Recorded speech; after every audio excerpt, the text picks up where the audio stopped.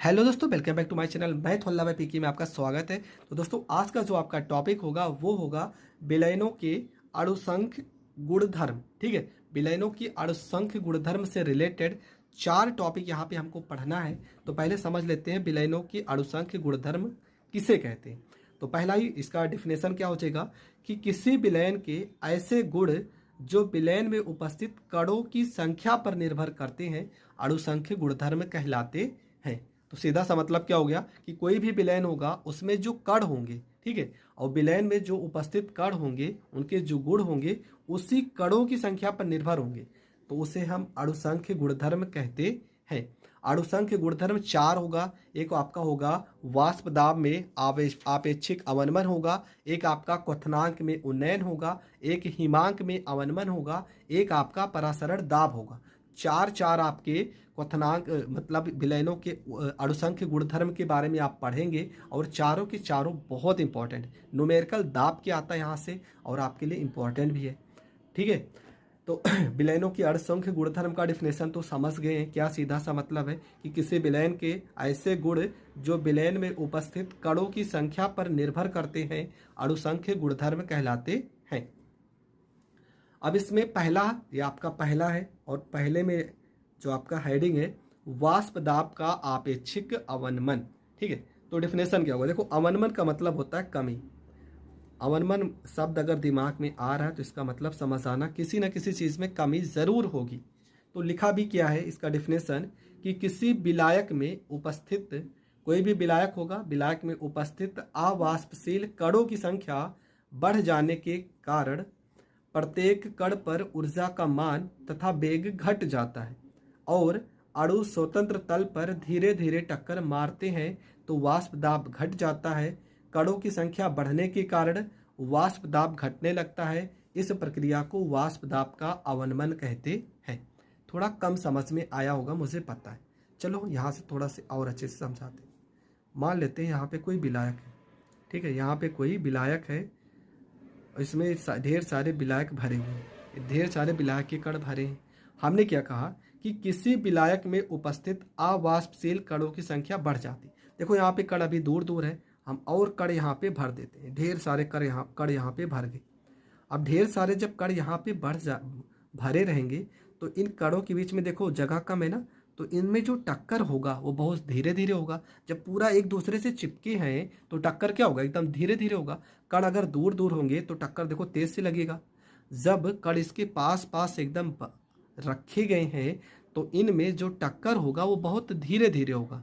तो लिखा भी है क्या है कि अवाष्पशील कणों की संख्या बढ़ जाने के कारण प्रत्येक कण पर ऊर्जा का मान तथा वेग घट जाता है और अणु जो होते हैं वो स्वतंत्र तल पर धीरे धीरे टक्कर मारते हैं। तो एकदम धीरे धीरे टक्कर मारेंगे और धीरे धीरे टक्कर मारेंगे तो वेग क्या होगा, इनका वेग भी तो कम हो जाएगा और वेग हो जाता है कम तो वेग घट जाता है और अणु स्वतंत्र तल पर धीरे धीरे टक्कर मारते हैं तो वाष्प दाब भी घट जाएगा। जब इसका वेग घट जाएगा और ऊर्जा का मान भी घट जाएगा तो वाष्प दाब तो पक्का घटेगा, वाष्प दाब भी आपका घट जाएगा। वाष्प दाब अगर घट जाता है तो कणों की संख्या बढ़ने के कारण वाष्प दाब घटने लगता है। इस प्रक्रिया को वाष्प दाब का अवनमन कहते हैं। इसका एक फार्मूला है और इसी फार्मूले की सहायता से पूरा का पूरा न्यूमेरिकल लगेगा। तो आज इस वीडियो में इस फार्मूले को और डिफिनेशन को क्लियर करेंगे। इसका जो नेक्स्ट वीडियो होगा वहाँ पे इसके ढेर सारे न्यूमेरिकल को मैं बताऊँगा। देखो यहाँ पे फार्मूला क्या हो जाएगा, P माइनस में PS बटे में P बराबर WB बटे में MB पूरे के बटे में WA बटे में MA। अब ये सबका मतलब समझ लेते हैं। यहाँ पे जो ये P लिखा है ये शुद्ध विलायक का वाष्प दाब है। P को हम पढ़ते हैं शुद्ध विलायक का वाष्प दाब, जबकि PS को हम पढ़ते हैं विलयन का वाष्प दाब।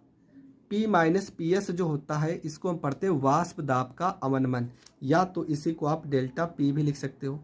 डेल्टा P बराबर में P माइनस में PS लिख सकते हो। P माइनस PS बटे P इस पूरे भाग को हम कहते हैं वाष्प दाब का आपेक्षिक अवनमन। ठीक है, पूरे भाग को हम कहेंगे वाष्प दाब का आपेक्षिक अवनमन।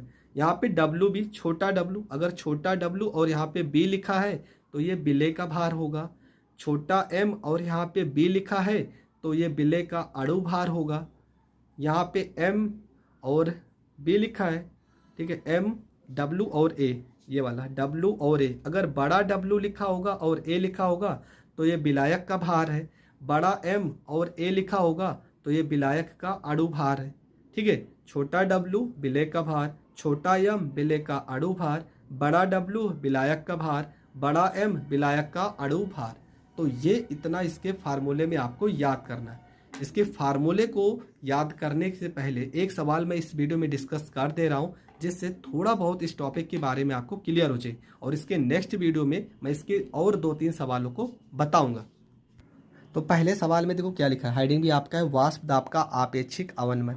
सवाल में लिखा है कि किसी पदार्थ के 18.1 ग्राम को 100 ग्राम जल में घोला गया विलयन का वाष्प दाब 87 मिमी पाया गया। विलयन का वाष्प दाब 87 मिमी पाया गया। यदि इसी ताप पर जल का वाष्प दाब 92 मिमी हो तो पदार्थ का अणु भार ज्ञात कीजिए। अब यहाँ से बड़ा कन्फ्यूज़न होता है कि क्या W है, क्या P है, क्या PS है। इसमें बहुत सारे बच्चे कन्फ्यूज रहते। मैं आपको तरीका बता रहा हूँ। देखो यहाँ पे सबसे बड़ी वैल्यू क्या लिखा है, 100 ग्राम। ये भी तो ग्राम है, ये भी 100 ग्राम है, लेकिन 100 ग्राम बड़ी वैल्यू है। तो जो बड़ा वैल्यू होगा वो विलायक होता है, जिसका मान बड़ा होगा वो विलायक होगा। 18.1 ग्राम ये आपका विलेय है।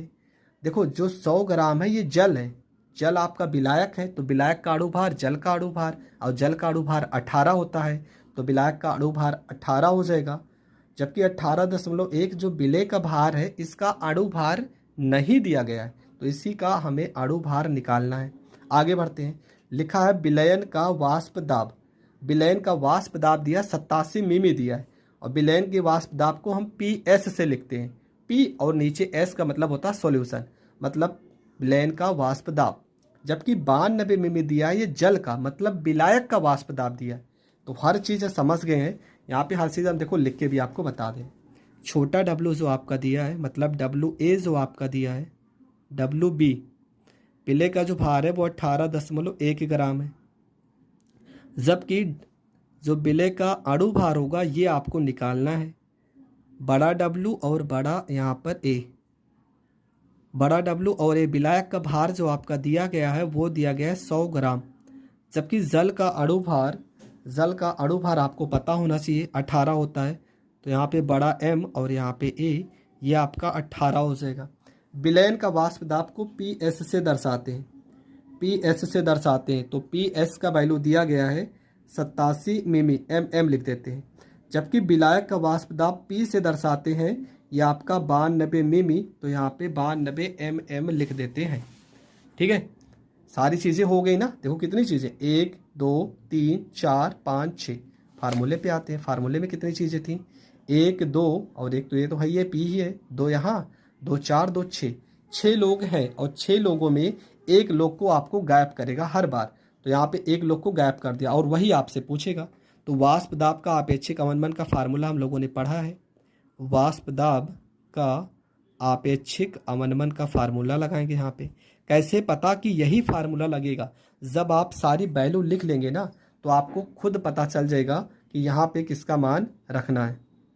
तो यहाँ पे हो गया वाष्प दाब का आपेक्षिक अवनमन। फार्मूला हो जाएगा P माइनस में PS बटे में P हो जाएगा, यहाँ पे छोटा W बटे में MB, यहाँ पे बड़ा W, यहाँ पर A, M यहाँ पे A हो जाएगा। तो P का वैल्यू कितना है, P का वैल्यू है आपका 92, तो यहाँ पे 92, और PS का वैल्यू यहाँ पे 87 है, तो यहाँ पे 87 बटे में यहाँ पे 92 हो जाएगा। विलेय का भार कितना दिया, 18.1। अणु भार नहीं दिया तो बटे में इस तरह से हम लिख लेंगे, MB हो जाएगा, और ये MA चला जाएगा ऊपर।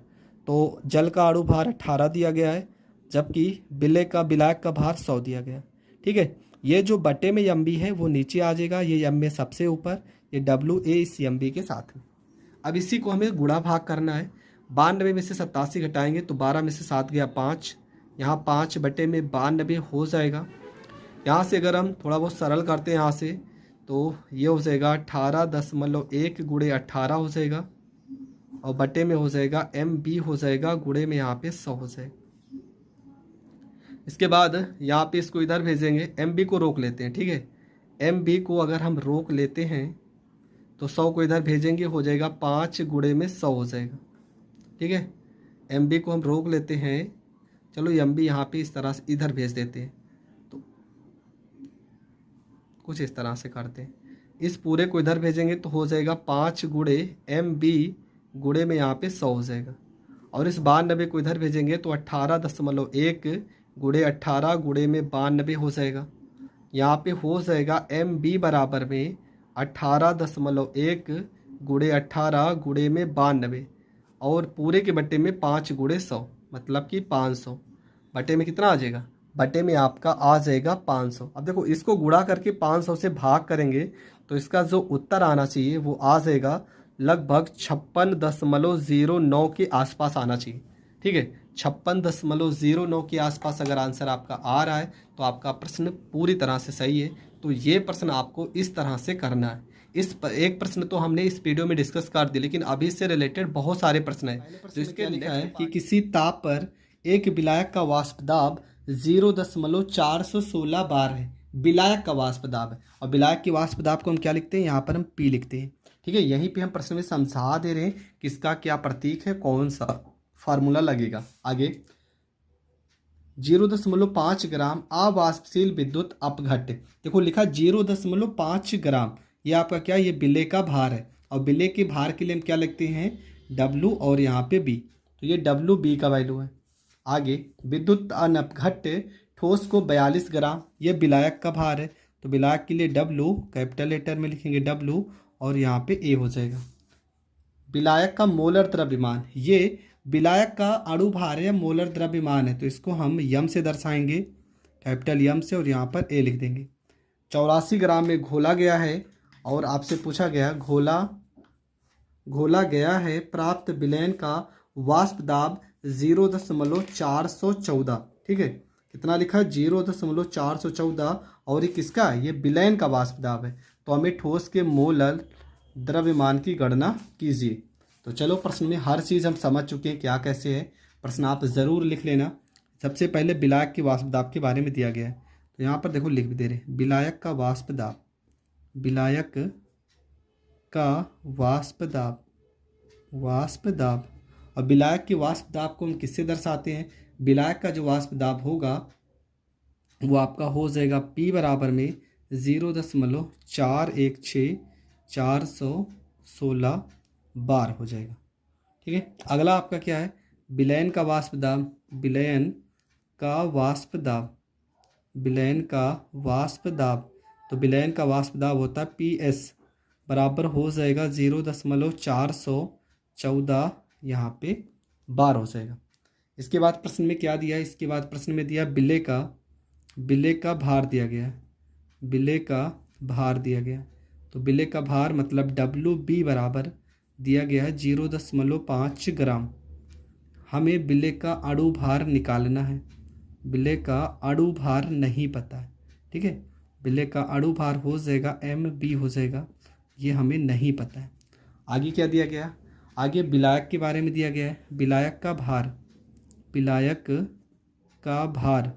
तो विलायक का भार हो जाएगा W और यहाँ पे A हो जाएगा। विलायक का भार दिया है प्रश्न में 42 ग्राम और इसका अणु भार दिया गया है विलायक का अणु भार ये आपका दिया गया है MA बराबर आपका दिया गया है 84। सारी चीज़ें पता चल गई। फार्मूला क्या है? फार्मूला हम लोगों ने पढ़ा था, P माइनस में PS बटे में यहाँ P हो जाएगा बराबर में WB बटे में MB बड़े में कैपिटल WB और कैपिटल M और यहाँ पे B हो जाएगा। इसी फार्मूले पे हम रखेंगे यहाँ पे A हो जाएगा और ये भी आपका A हो जाएगा। P का वैल्यू कितना है? 0.416, PS का वैल्यू 0.414, नीचे दी 0.416। WB मतलब बिले का भार कितना है? तो बिले का भार आपका है 0.5 और बिले का अणु भार कितना है? तो बिले का अणु भार हमें नहीं पता है, मतलब कि MB हमें निकालना है। ये पलट जाएगा, MA ऊपर जाएगा, MA का वैल्यू है 84 और WA का वैल्यू है 42 एकम 42 से दोना हो जाएगा 84 हो जाएगा।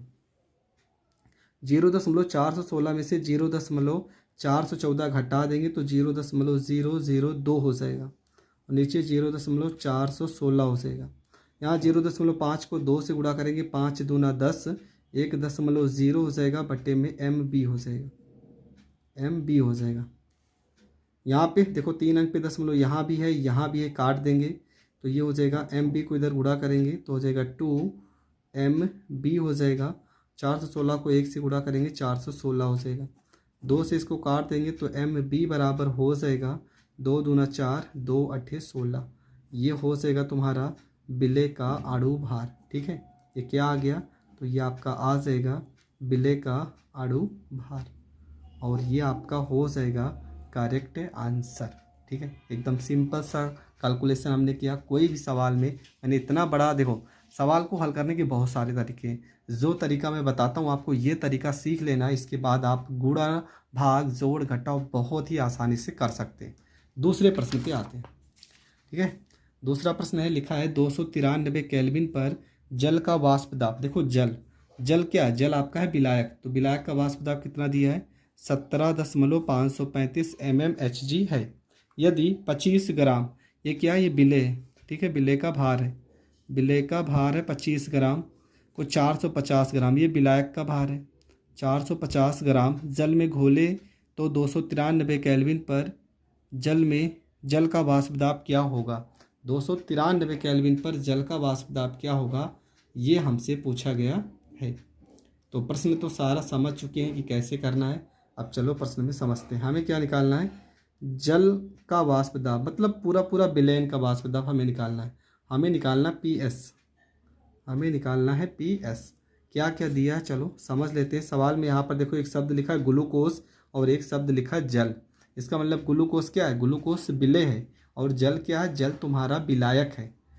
तो पहले सारी चीज़ें लिख लेते, इसके बाद अपने आप सब कुछ समझ जाओगे। प्रश्न नंबर 2 है, बिले का भार दिया गया है, बिले का भार, बिले के भार के लिए छोटा W और यहाँ पे B लिखेंगे। तो बिले का भार प्रश्न में कितना दिया गया है, तो ये आपका दिया गया 25 ग्राम, 25 ग्राम। बिले का अणु भार, बिले आपका क्या है, बिले आपका है ग्लूकोज। ठीक है, बिले आपका है C6H12O6। इसका अणु भार निकालेंगे तो 180 आएगा। कैसे आएगा चलो बता दे रहे हैं। C6H12O6, C होता है अणु भार 12, 12 को 6 से गुणा करेंगे 12 छंग 72। H का होता है 1, 1 में 12 से गुणा करेंगे 12 का 12। O का होता है 16, 16 में 6 से गुणा करेंगे 16 छक्का 96। 6 2 8 में 2 जोड़ेंगे 10, 7 1 8, 9 8 17 और 1 18, 180 हो जाएगा। इसके बाद आगे बढ़ते हैं, विलायक के बारे में लिखेंगे विलायक का भार, विलायक का भार। ठीक है, तो विलायक का भार प्रश्न में कितना दिया है, इसको WA से दर्शाते हैं। ठीक है, बड़ा W रहेगा। WA बराबर विलायक का भार प्रश्न में 450 ग्राम दिया था, 450 ग्राम करेंगे।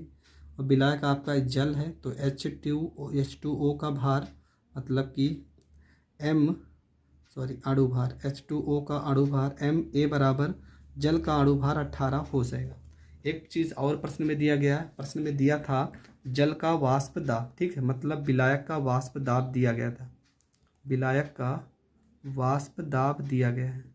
वाष्प दाब मतलब कि P बराबर 17.535 mmHg, ये हो जाएगा। फार्मूले पे आते हैं, P माइनस में PS हो जाएगा, बटे में P बराबर में छोटा W बिले का भार, बटे में बिले का अणु भार, यहाँ पे यम रहेगा, और बटे में विलायक का भार, बटे में विलायक का अणु भार हो जाएगा। P का वैल्यू प्रश्न में दिया गया है 17.535, माइनस में यहाँ पे PS हो जाएगा, बटे में 17.535 हो जाएगा। बिले का भार WB 25 ग्राम, बिले का अणु भार 180, तो बटे में 180, ये पलट जाएगा, यम में सबसे ऊपर जाएगा, यम में कितना है 18, और इसका अणु भार कितना आया, तो इसका अणु भार आ गया है 450। इसका द्रव्यमान है, अणु भार, इसका क्या था भार 450 ग्राम। अब यहाँ बटे में इसको कर देते हैं, सवाल को थोड़ा सा सरल करने के लिए। 17.535 बटे में 17.535 माइनस में PS बटे में 17.535 बराबर, यहाँ काट दो, ठीक है। 18 से इसे काटेंगे, 18 धाम में कट जाएगा, 180 हो जाएगा। यहाँ पे इसको चलो इसे पहले लिख लेते हैं। ऊपर आ गया 25 आ गया, नीचे यहाँ 45 लिख सकते हैं। देखो 1020 मतलब 100 लिख सकते हैं इसको। यहाँ इसको काट देंगे तो एक बार में कटेगा, माइनस में PS हो जाएगा बटे में 17.535 हो जाएगा बराबर में, यहाँ पे 25 चौको 100 हो जाएगा, 1 बटे में 45 गुणे 4 हो जाएगा। 1 माइनस में यहाँ पे PS हो जाएगा बटे में 17.535 हो जाएगा। 1/4 पंचे 20 हो गया, हासिल आया 2, 4 चौको 16 में 2 जोड़ देंगे 18, 180 हो जाएगा। इसको इधर भेज देंगे, यहाँ हल कर दे रहे हैं तो 180 को इधर भेजेंगे, -1 बटे 180 बराबर में हो जाएगा PS बटे में 17.535 हो जाएगा। 180 को इधर भेजेंगे, 180 माइनस में 1 बटे में 180 हो जाएगा बराबर में, यहाँ पे PS हो जाएगा बटे 17.535 हो जाएगा। 180 में से घटा देंगे, 179 हो जाएगा। इसको इधर भेजेंगे, 17.535 हो जाएगा बटे में यहाँ पर 180 हो जाएगा बराबर में यहाँ पे PS हो जाएगा, ठीक है। इसके बाद यहाँ पे हल करेंगे तो PS का वैल्यू आप गुणा भाग थोड़ा से कर लेना, लगभग 17.43 mmHg हो जाए। ज़रूर लिख लेना, लिखा है 20 डिग्री सेल्सियस ताप पर किसी अवाष्पशील विद्युत अनपघट पदार्थ के 10 ग्राम को 100 ग्राम, देखो यहाँ क्या लिखा 10 ग्राम, तो ये क्या है, ये है विलेय का भार, मतलब छोटा W, यहाँ पे विलेय का भार, ये विलायक का भार है तो WA हो जाएगा। जल में विलय किया गया, जल मतलब ये आपका H2O विलायक हो जाएगा। में विलय करने पर वाष्प दाब 17.535 mmHg से 17.235 mmHg हो जाता है, तो विलय का अणु भार ज्ञात कीजिए, ठीक।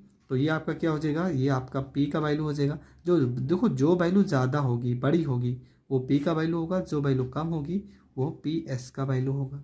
हमें विलय का अणु भार चाहिए, मतलब हमें क्या चाहिए, हमें चाहिए M और यहाँ पे B चाहिए, विलय का अणु भार चाहिए। हर चीज़ हमने बताया, यहाँ पे टेम्परेचर लिखा है, टेम्परेचर से आपको कोई मतलब नहीं है, कोई मतलब नहीं है। तो चलो क्या क्या लिखा है सारी चीज़ें पहले लिख लेते हैं, इसके बाद सवाल को हल करते हैं। सवाल नंबर आपका है 4, ठीक है। सवाल में सबसे पहले विलय का भार मतलब W और यहाँ पे B दिया है। WB का मतलब क्या हो गया, मतलब हो गया विलय का भार हो गया, ठीक है, विलय का भार। तो विलय का भार कितना हो जाएगा, विलय का भार हो जाएगा 10 ग्राम हो जाएगा। इसके बाद विलायक का भार हो जाएगा, तो विलायक के लिए W यहाँ पर A हो जाएगा, ये आपका हो जाएगा विलायक का भार हो जाएगा, विलायक का यहाँ पे भार हो जाएगा। और विलायक का भार आपका कितना हो जाएगा, तो ये आपका हो जाएगा 100 ग्राम हो जाएगा। इसके बाद आपका क्या दिया है, विलायक का हम अणु भार भी निकाल लेते हैं। विलायक का अणु भार, तो विलायक आपका क्या था, जल, ठीक है, विलायक का अणु भार। और विलायक में आपका क्या है, विलायक में है आपका जल H2O, तो जल का अणु भार कितना हो जाएगा, जल का अणु भार हो जाएगा 18 हो जाएगा। आगे क्या दिया है, आगे आपका दिया गया है विलायक का वाष्प दाब, विलायक का वाष्प दाब दिया गया है। विलायक का वाष्प दाब मतलब कि P दिया गया है, कितना दिया गया, 17.535 mmHg, ठीक है। और विलयन का वाष्प दाब कितना दिया गया है, PS का वैल्यू, ठीक है। विलयन का वाष्प दाब मतलब कि PS का वैल्यू ये आपका दिया गया है 17.235 mmHg दिया गया है। बाकी तो सारी चीज़ें हमें पता है। चलो फार्मूले पे आते हैं। फार्मूला हो जाएगा P माइनस में PS बटे में P हो जाएगा बराबर WB बटे में M, यहाँ पे B, WA बटे में M और यहाँ पे A। तो फार्मूला हो जाएगा P का वैल्यू कितना है, P का वैल्यू है 17.535 माइनस में PS का वैल्यू 17.235 बटे में हो जाएगा 17.535 बराबर में विलय का भार, तो विलय का भार हो जाएगा 10। विलय का अणु भार कितना हो जाएगा ये हमें नहीं पता है और यही हमें निकालना है। जबकि यम मतलब विलय का अणु भार 18 और विलय का भार WA/में हो जाएगा 100। ठीक है, ये सबसे ऊपर है तो सब नीचे है तो सबसे ऊपर जाएगा, इसलिए 18 ऊपर हो गया और यम भी नीचे हो गया।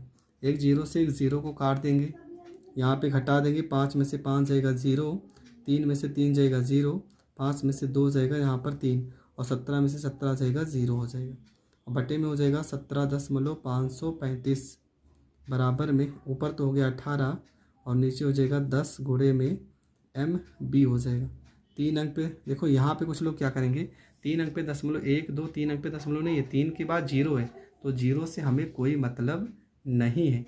इसको सीधा गुणा करेंगे 10 से, यहाँ 0.3 है, 10 से गुणा करेंगे सीधा 3 हो जाएगा और गुणे में यहाँ पे MB हो जाएगा बराबर। इसको इधर गुणा करेंगे 17.535 और गुणे में यहाँ पे 18 हो जाएगा। 3 छक्का यहाँ पे 18 हो जाएगा, यहाँ पे लिख दे रहे हैं MB बराबर हो जाएगा 17.535 और गुणे में यहाँ पे 6 हो जाएगा।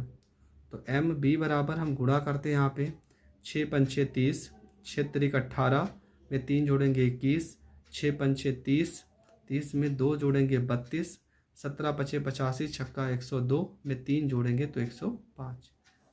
ये लगभग में, ठीक है, लगभग में ये आपका हो जाएगा करेक्ट आंसर। कुछ नहीं करना था, सवाल में सिर्फ आपको समझना है कि कौन सी वैल्यू कहाँ पे रखनी है, उसके बाद आपको गुणा कर देना है, इसके बाद आपका आ जाएगा करेक्ट आंसर। बढ़ते हैं प्रश्न नंबर अगले प्रश्न की ओर। अगला प्रश्न है, लिखा है कि 500 ग्राम जल में, देखो 500 ग्राम जल मतलब ये क्या है, ये विलायक का भार है तो WA है। विलायक का भार 500 ग्राम, जल में 50 ग्राम तो ये विलय का भार है, छोटा W यहाँ पे भी। सुक्रोज 342, ये आपका विलय का अणु भार है मतलब MB।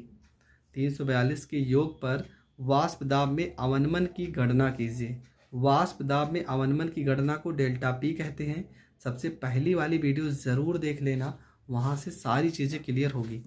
यदि 25 डिग्री सेल्सियस पर शुद्ध जल का वाष्प दाब 23.8 mmHg है। शुद्ध जल पर शुद्ध जल का वाष्प दाब मतलब किसका वैल्यू है, P का वैल्यू है, विलायक का वाष्प दाब दिया गया है, हमें ΔP निकालना है। तो कैसे हल करेंगे, चलो समझते। जो भी चीज़ें लिखी हैं वो सारी चीज़ें पहले हम यहाँ पर लिख लेंगे, ठीक है। प्रश्न में क्या क्या दिया गया है, तो सबसे पहले प्रश्न में क्या था, तो सबसे पहले प्रश्न में विलय का भार है जो कि है WB। विलय का भार कितना दिया गया है, तो ये आपका दिया गया 50 ग्राम दिया गया। विलय का अणु भार, विलय का अणु भार प्रश्न में सुक्रोज से मतलब 342 दिया गया। विलायक का भार कितना दिया गया है, तो ये दिया गया 500 ग्राम। विलायक का अणु भार कैसे निकालेंगे, तो विलायक का अणु भार जो है वो है जल, तो जल का अणु भार हो जाएगा 18 हो जाएगा। विलायक का वाष्प दाब P का वैल्यू दिया गया है 23.8 दिया गया, ठीक है। mmHg दिया गया। हमसे पूछा है प्रश्न में शुद्ध जल का वाष्प दाब मतलब वाष्प दाब में अवनमन ΔP का वैल्यू निकालना, और ΔP बराबर फार्मूला होता है P माइनस में PS होता है। फार्मूले पे आते हैं, यहाँ पर लिखेंगे फार्मूला क्या पढ़े हो, फार्मूला P माइनस में PS बट्टे में यहाँ पे P होता है बराबर में छोटा W बट्टे में B, छोटा M बट्टे में B बराबर W बड़ा A और बड़ा M और यहाँ पर A हो जाएगा। P माइनस PS, इस पूरे की जगह पे हम ΔP लिख सकते हैं, तो यहाँ ΔP हो जाएगा। जबकि P का वैल्यू प्रश्न में दिया गया है 23.8 हो जाएगा बराबर। विलय का भार कितना दिया गया 50 ग्राम और विलय का अणु भार आया 342, तो बटे में 342 हो जाएगा। ये विलायक का अणु भार कितना दिया गया 18 ऊपर करेंगे और इसका भार कितना आया 500, तो 500 नीचे करेंगे। यहाँ से हम थोड़ा से गुणा भाग कर लेते हैं। 50 से 500 को काटोगे 10 बार में कट जाएगा। यहाँ से अगर काटना चाहिए 6 पंचे 30, देखो ये कट जाएगा। 6 से काटेंगे 6 त्रिक 18 हो जाएगा। 6 से काटेंगे 6 पंचे 30, ठीक है, 4 हासिल गया, 6 सत्ते 42 हो गया। 3 से काट देंगे 3 एकम 3, 2 हासिल गया, 3 नवा 27 हो गया। मतलब हो जाएगा ΔP बराबर में 23.8 को इधर भेजेंगे तो हो जाएगा 23.8 और नीचे 19 को 10 से गुणा करेंगे 190 हो जाएगा। 190 को इसमें भाग करेंगे तो भाग आप लोग कर लीजिएगा। 0.125 mmHg ये आपका हो जाएगा करेक्ट आंसर। ठीक है, सवाल समझ गए, कैसे हल करना ये भी समझ गए। आज का मतलब इस टॉपिक का लास्ट प्रश्न है, इसके बाद ये टॉपिक पूरी तरह से ख़त्म हो जाएगा और आपका कोई दूसरा टॉपिक स्टार्ट होगा।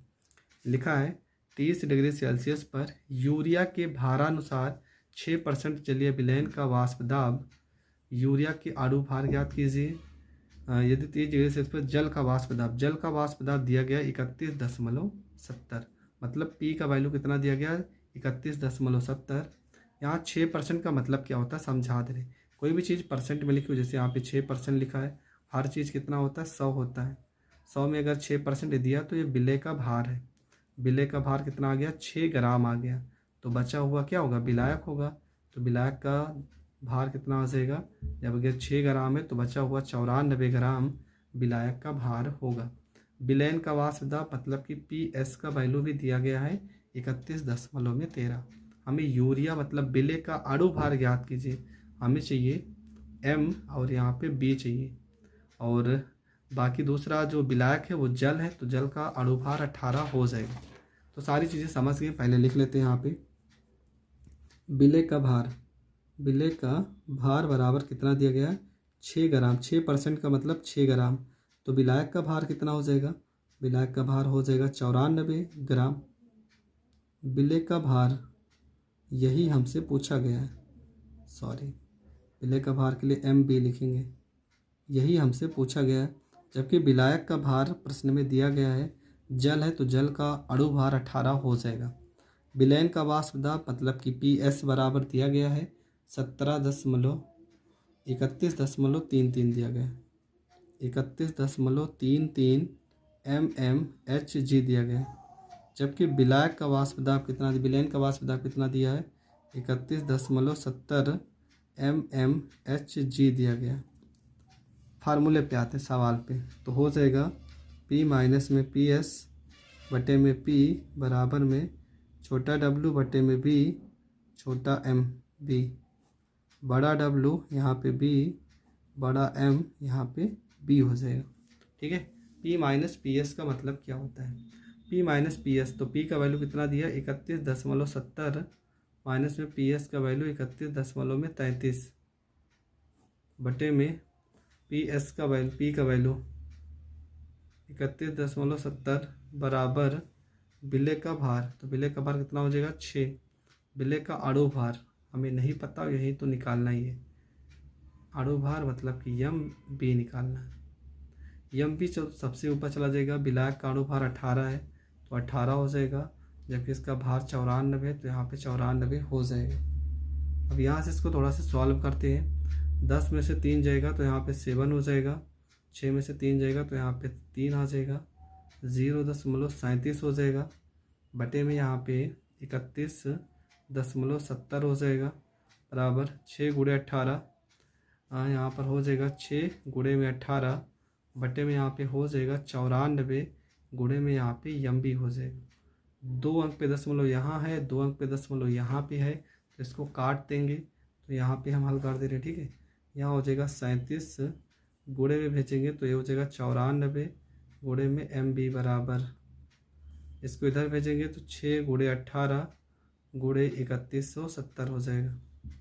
यहाँ पे हो जाएगा MB बराबर हो जाएगा 6 गुणे 18 गुणे 3170 और बटे में आपका हो जाएगा 37 गुणे 94, 37 गुणे 94। लगभग इससे आप गुणा या भाग करेंगे तो लगभग 63 के आसपास इसका आंसर आएगा, क्योंकि यूरिया का जो अणु भार है वो 60 के आसपास होना चाहिए। 60 के आसपास अगर आपका उत्तर आता है तो आप खुद समझ जाना कि हमारा सवाल सही है, क्योंकि सवाल में यूरिया विलय दिया था और यूरिया का अगर अणु भार आप निकालोगे तो 60 के आसपास आएगा। तो ये प्रश्न भी आपका हो गया कंप्लीट और ये टॉपिक आपका पूरी तरह से समाप्त हो गया। अगला जो टॉपिक होगा वो होगा क्वथनांक में उन्नयन का टॉपिक, जो कि इसके नेक्स्ट वीडियो में आएगा। पहले मैं थ्योरी बताऊंगा और एक न्यूमेरिकल्स को समझा दूंगा।